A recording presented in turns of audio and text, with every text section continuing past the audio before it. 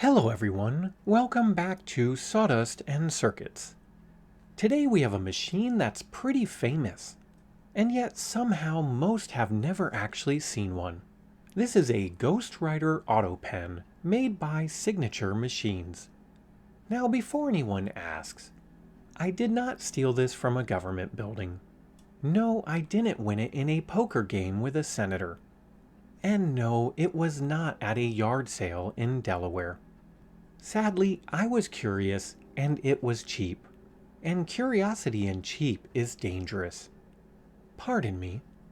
So what exactly is this thing? An Autopen is a mechanical signature reproduction machine.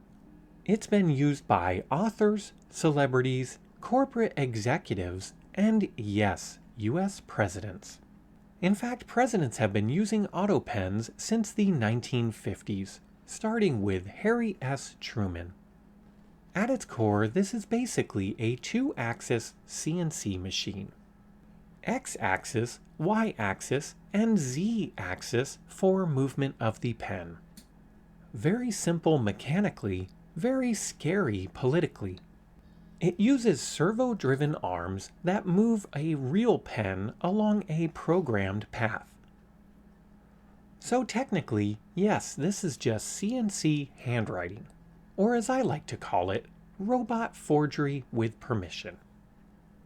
Now this particular unit was in rough shape when I got it. The arms were damaged and missing, and it had a few parts, let's say, emotionally unavailable. So I had to fabricate both arms and the pen mount, as well as some linkages. So forgive me if this one doesn't look exactly factory. This is the Sawdust Circuits edition. Now here's where this gets interesting. You'd think the signature would just be stored on a computer or a flash drive. Nope, these machines originally used a credit card style programming. The signature wasn't stored in memory, it was stored on the card. Meaning no card, no signature. Wrong card, wrong signature. And if you were to lose the card, absolute chaos. Which is kind of brilliant, because whomever holds the card rules the kingdom. Publisher for authors, aides for politicians, and assistants for celebrities. Who knows? Pardon me, and that's why I haven't been able to use this one yet. So right now, this thing is basically a very polite robot that refuses to write. If I can't find a way to direct connect this to a controller, I may do what any reasonable maker would do. Rip out the electronics, install a modern controller, and maybe figure out some trigonometry.